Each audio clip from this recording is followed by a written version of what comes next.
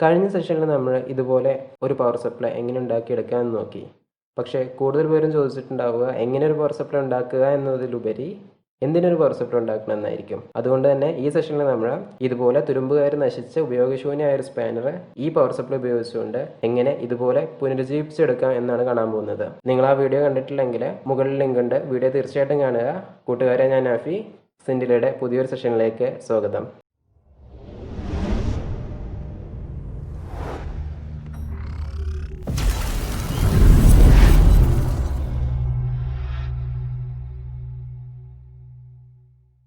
Electrolytic rest removal നമുക്കെല്ലാവർക്കും വീടുകളിൽ പരീക്ഷിക്കാവുന്നതും വളരെ ചീപ്പും വളരെ സേഫും ആയ ഒരു മെത്തേഡാണ്. ഇതിനായിട്ട് വേണ്ടത് ഇതുപോലൊരു പവർ സപ്ലൈ. ഇനി ഇതുപോലൊരു പവർ സപ്ലൈ നിങ്ങളുടെ കൈവശമില്ലെങ്കിൽ വിഷമിക്കേണ്ട ആവശ്യമില്ല. സാധാരണ LED സ്ട്രിപ്പുകൾ ലൈറ്റ് ചെയ്യാൻ ഉപയോഗിക്കുന്ന ഇതുപോലുള്ള ഒരു 12 വോൾട്ടിൻ്റെ പവർ സപ്ലൈ എടുത്താലും മതി. അടുത്തതായിട്ട് നമുക്ക് വേണ്ടത് ഒരു സ്റ്റീലിൻ്റെ പീസാണ്. അവസാനമായിട്ട് നമുക്ക് വേണ്ടത് അല്പം വാഷിംഗ് സോഡയാണ്. ഞാനിവിടെ ഉപയോഗിച്ചിരിക്കുന്നത് ബേക്കിംഗ് സോഡയാണ്. വാഷിംഗ് സോഡ ആയാലും ബേക്കിംഗ് സോഡ ആയാലും അതിൻ്റെ പർപ്പസ് എന്ന് പറഞ്ഞിട്ടുണ്ടെങ്കിൽ വാട്ടറിനെ അയോണൈസ് ചെയ്യാൻ മാത്രമാണ്. അതുകൊണ്ട് രണ്ടായാലും കുഴപ്പമുണ്ടാവില്ല. ഇവിടെ എൻ്റെ കൈവശമുള്ളത് ഗാൽവനൈസ്ഡ് സ്റ്റീലാണ്. അതായത് സ്റ്റീലിന് പുറത്ത് ഒരു സിങ്കിൻ്റെ കോട്ടിംഗ് കൂടി ഉണ്ട്. ആ കോട്ടിംഗ് കളയാനായിട്ട് ഞാനിവിടെ ഉപയോഗിക്കുന്ന മെത്തേഡ് ഡ്രില്ലിംഗ് ആണ്. പക്ഷേ നിങ്ങൾക്ക് സാധാരണ വീടുകളിൽ അവൈലബിൾ ആയിട്ടുള്ള വിനെഗർ ഉപയോഗിച്ചുകൊണ്ടും ഗാൽവനൈസേഷൻ കളയാവുന്നതാണ്. അപ്പോൾ നമ്മൾ ഹോളുകളൊക്കെ ഭംഗിയായിട്ട് ഡ്രിൽ ചെയ്ത് കഴിഞ്ഞിട്ടുണ്ട്. ഇനി നമുക്ക് നീളമുള്ള 2 പീസ് വയർ എടുത്തുകൊണ്ട് ഈ 2 മെറ്റൽ പീസുകളിലേക്കും കണക്ട് ചെയ്ത് വെക്കാം. ഇപ്രകാരമാണ് വയറുകൾ കണക്ട് ചെയ്യേണ്ടത്. കേതോടായി തുരുമ്പെടുത്ത മെറ്റൽ ടൂളും, അതായത് പവർ സപ്ലൈയുടെ നെഗറ്റീവ് ടെർമിനലിൽ നിന്ന് തുരുമ്പെടുത്ത സ്പാനറിലേക്ക് കണക്ട് ചെയ്യുക. അതുപോലെ തന്നെ പവർ സപ്ലൈയുടെ പോസിറ്റീവ് ടെർമിനലിൽ നിന്ന് സ്റ്റീൽ പീസിലേക്ക് കണക്ട് ചെയ്യുക. അതായത് ആനോഡായിട്ട് സ്റ്റീൽ പീസും ആണ് കണക്ട് ചെയ്യേണ്ടത്. കൂടുതൽ വ്യക്തതയ്ക്ക് വേണ്ടിയിട്ട് നിങ്ങൾക്ക് ഈ കാണുന്ന ഡയഗ്രാം സ്ക്രീൻഷോട്ട് എടുത്ത് സൂക്ഷിക്കാവുന്നതാണ്. ഇനി വേണ്ടത് ഒരു കണ്ടെയ്നർ എടുത്ത് ഒരു പ്ലാസ്റ്റിക് ബക്കറ്റോ മറ്റോ എടുത്താൽ മതി. അതിലേക്ക് നമ്മുടെ തുരുമ്പെടുത്ത ടൂൾ മുങ്ങാൻ പാകത്തിന് വെള്ളം നിറയ്ക്കുക. ഈ വെള്ളത്തിലേക്ക് വാഷിംഗ് സോഡയോ ബേക്കിംഗ് സോഡയോ 1.5 ലിറ്റർ വെള്ളത്തിന് 1 ടേബിൾ സ്പൂൺ എന്ന അളവിൽ, ഈ അളവ് വളരെ കൃത്യമായ അളവൊന്നുമില്ല, കൂടിയാലോ കുറഞ്ഞാലോ പ്രശ്നമൊന്നുമില്ല, ചേർത്ത് നന്നായി ലയിപ്പിച്ചെടുക്കുക. ശേഷം 2 മെറ്റൽ പീസുകളും വെള്ളത്തിലേക്ക് ഇറക്കി വെച്ച് പവർ സപ്ലൈ ഓൺ ചെയ്യുക. ഞാനിവിടെ 16 വോൾട്ടിലാണ് ഇലക്ട്രോളിസിസ് നടത്താൻ പോകുന്നത്. ഒരു കാര്യം പ്രത്യേകം ശ്രദ്ധിക്കേണ്ടത്, പവർ സപ്ലൈയുടെ പോസിറ്റീവ് ടെർമിനൽ, അതായത് ആനോഡായി കൊടുത്തിരിക്കുന്ന മെറ്റൽ പീസിൻ്റെ കണക്ടർ, പവർ സപ്ലൈയുടെ പോസിറ്റീവ് ടെർമിനലിൽ നമ്മൾ കൊടുത്തിരിക്കുന്ന വയർ വെള്ളത്തിൽ തട്ടാൻ പാടില്ല. നിങ്ങൾക്ക് ഇവിടെ കാണാവുന്നത് പോലെ പവർ സപ്ലൈ ഓണാക്കിയ ഉടനെ തന്നെ റിയാക്ഷനും തുടങ്ങുന്നതാണ്. കാഥോഡിൽ നിന്ന്, അതായത് നമ്മുടെ തുരുമ്പെടുത്ത സ്പാനറിൽ നിന്ന് ബബിൾ ചെയ്ത് വരുന്നത് ഹൈഡ്രജൻ ഗ്യാസ് ആണ്.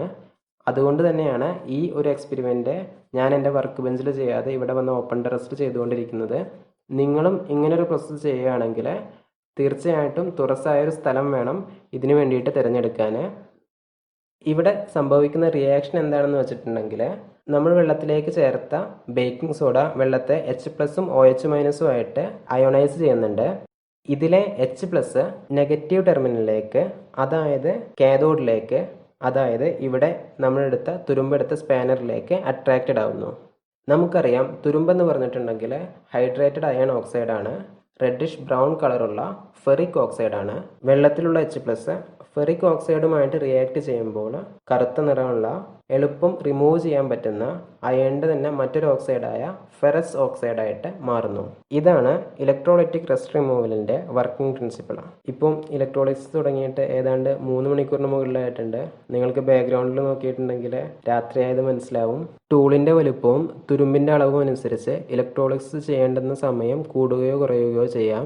ഏതാനും മണിക്കൂറുകളിൽ തുടങ്ങി 2-3 ദിവസം വരെ ഒരുപക്ഷെ ഇലക്ട്രോളിസിസ് ചെയ്യേണ്ടി വന്നേക്കാം. അയ്യോ, അതിനൊരുപാട് കറണ്ട് ചിലവാവില്ലേ എന്ന് വിചാരിക്കേണ്ട. 7 വാട്ടിൽ താഴെ മാത്രമാണ് ഇവിടെ പവർ കൺസ്യൂം ചെയ്യുന്നത്. അതായത് നമ്മുടെയൊക്കെ റൂമിലുള്ള ഒരു LED ബൾബിൻ്റെ അത്ര പവർ. അങ്ങനെ ഇലക്ട്രോളിസിസ് കംപ്ലീറ്റ് ആയിട്ടുണ്ട്. കറുത്ത നിറത്തിലുള്ള ഒരു കോട്ടിങ് സ്പാനറിന് പുറത്ത് നിങ്ങൾക്കിപ്പോൾ കാണാം. ഇതാണ് നമ്മൾ കാഥോഡായിട്ട് ഉപയോഗിച്ചിരുന്ന സ്റ്റീൽ പീസ്. റിയാക്ഷൻ്റെ ഭാഗമായിട്ട് അതിൽ റസ്റ്റ് ഫോം ചെയ്തിട്ടുള്ളതും നിങ്ങൾക്ക് കാണാം. നമ്മൾ മുമ്പ് പറഞ്ഞതുപോലെ ഈ കറുത്ത നിറമുള്ള കോട്ടിങ് ഫെറക്സ് ഓക്സൈഡാണ്. അത് ഒരു സ്റ്റീൽ വൂളോ കോപ്പർ ബ്രഷോ ഉപയോഗിച്ചുകൊണ്ട് നമുക്ക് റിമൂവ് ചെയ്യാം. എന്തായാലും ഞാൻ പെട്ടെന്ന് റിമൂവ് ചെയ്തിട്ട് വരാം. അങ്ങനെ തുരുമ്പെല്ലാം മാറി ഈ സ്പാനർ വീണ്ടും ഉപയോഗിക്കാവുന്ന രൂപത്തിലായിട്ടുണ്ട്.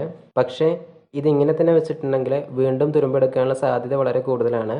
അതുകൊണ്ട് തന്നെ വല്ല ആൻറ്റി റസ്റ്റിംഗ് കോട്ടിങ്ങുകളോ അല്ലെങ്കിൽ നമ്മുടെ ഇതേ സെറ്റപ്പ് തന്നെ ഉപയോഗിച്ചുകൊണ്ട് ഒരു ഇലക്ട്രോപ്ലേറ്റിങ്ങോ കൂടി ചെയ്യേണ്ടതാണ്. പക്ഷേ തൽക്കാലം ഞാൻ ഈ വീഡിയോ ഇവിടെ അവസാനിപ്പിക്കുകയാണ്. ഇത് വളരെ സിമ്പിളായൊരു പ്രോസസ്സാണ്. അതുകൊണ്ട് തന്നെ എല്ലാവർക്കും ഇത് എളുപ്പം ചെയ്തു നോക്കാൻ പറ്റുന്നതുമായിരിക്കും. നിങ്ങൾക്ക് ഇതുപയോഗിച്ചുകൊണ്ട് ചെറിയ ബോൾട്ടുകളുടെ മുതൽ വലിയ മെഷീനുകളുടെ വരെ തുരുമ്പ് അനായാസേന മാറ്റിയെടുക്കാൻ പറ്റുന്നതാണ്. നിങ്ങൾക്ക് ഈ വീഡിയോ ഇഷ്ടപ്പെട്ടെന്ന് വിചാരിക്കുന്നു.